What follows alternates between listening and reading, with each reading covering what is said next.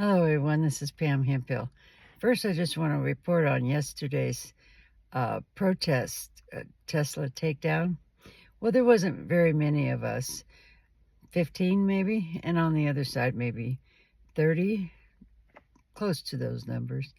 And, I've been trying to tell these liberty dogs and far right, the propaganda that's out there with all the vandalism towards Tesla has all been fake lies. What do I tell you? There was a picture of Tesla cars been painted on. And all I asked the guy on Twitter, X, is show me some pictures of their security cameras around there. He got mad at me. Couldn't do it. So I don't know how much of this is being staged. Where are the photographs of the people in the follow-up by our journalists? Who these people were, if they caught anybody. I think more research needs to get behind this, because my gut feeling is it's all staged to make the Democrats look bad, the protesters that are out there. But I'm not going to be surprised if I'm right. I hope I'm wrong, and I do hope that they catch every one of them that are doing any vandalism. I don't care what side it's on. It's not right. It's very wrong. But what I want to just tell you, what happened yesterday, this gentleman came up to me. He said he was a psychologist. And he had the same question all of you are asking me. One, why and how did I leave MAGA? Because all the friends he knows and family members, he just can't talk to them. What are we going to do? How do we get him away from MAGA? All those questions. And I don't have all the answers, let me tell you. What I told him was each one of them has to hit their own bottom. It's just the same kind of addiction regarding all the drama they're drawn into and addiction they have with Trump. When Trump put out fake news, they have no trust in researching anything. They don't know how, and they don't want to. They don't want to lose their already beliefs. And that's all Trump has done, is bring out all their beliefs. Gave them a green light to be racist, to lie, and be fascist. But there is no magic wand to change these people, you guys.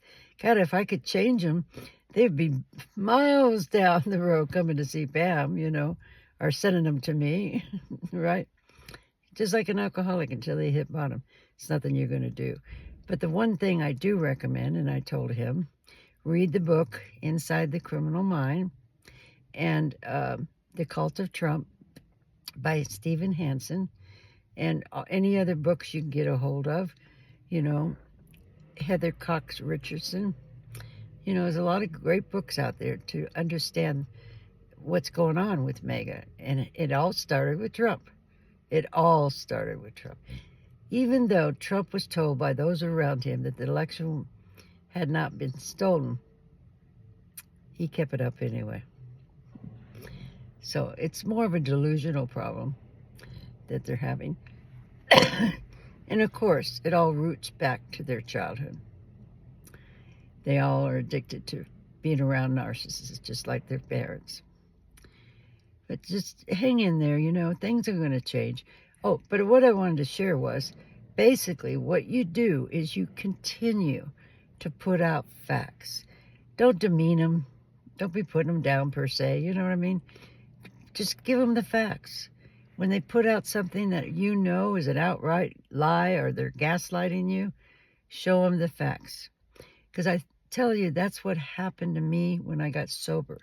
I was in and out of the program for about 4 years, and I tried to stay away from some of the people that would confront me with love and give me facts that I wasn't ready yet. I hadn't hit bottom. When I got ready, that day when I surrendered to God of my own understanding, went to the meeting that night, those were the people I was seeking out because they were honest with me. Stay honest with them, backed by facts. That's all. It's that simple. Love you, Mom. But Trump is a certified racist. Trump lies, Mom. and I can show you some evidence. But I know right now you're not ready to hear it or see it, and that's okay. I will always still love you. Because they're not. You're not going to force them, punishing them by not seeing them or talking to them. That's not going to work either. You just got to let them be. Leave them alone. But if they ever bring up anything, there's your, there's your opportunity to be honest with them and use your facts. Don't use your opinion. Use your facts. Anyway, I just thought I'd share that a little bit about yesterday and tell you that it all went well. We're not intimidated by the Liberty Dogs or any of the far right coming out with their weapons. It doesn't bother me at all. They're just adolescents that never grew up yet. They haven't passed their adolescent developmental stage. That's all. They're still living their childhood, or the one they didn't have, trying to recreate it to find out what they did wrong, and they did nothing wrong as a child. It was the parents or whoever it was, caregivers, that hurt you. You need to heal from that and stop putting it on the wrong people. And what I mean is you don't need to come out and protect Tulsa. They have protection. Where's their security cameras? I want to see them. I think I may even call them and say, do you have security cameras? I'm just curious. Because how many people would be arrested already if they had security cameras? Because they're claiming that one of the Tulsa cars was vandalized, painted on or something. But they never give us any evidence. There's no follow-up. Somebody asked the police department, Meridian, what's the follow-up? No, nothing to say. So give me a break, Quit playing this game with us. We're onto you. You can't fool us. We see right through you, especially me, because I was with you. I watched how you played. I know your tactics.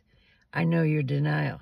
And that's why you're afraid of a woman with a camera, because I was with you and I know how you think and the tactics that you use.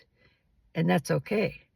That's why those people in the Alcoholics Anonymous program helped me the most, because they were alcoholics and I couldn't fool them. They had been there and done it. They had manipulated and lied and gaslighted you. They'd done it all. And now that they were sober, they could see right through me, and I didn't like it. And that's why you don't like me. And that's okay. And even those on the left, there's some of you who will never forgive me for being there on January 6th. And I totally get it. I understand. I'm not upset. That's just probably the way it'll always be. And I have to accept that. It's important that I do, because there are more people that support me and have put me out there to share my story than my haters. So anyway, I love you and have a great Sunday. Bye-bye.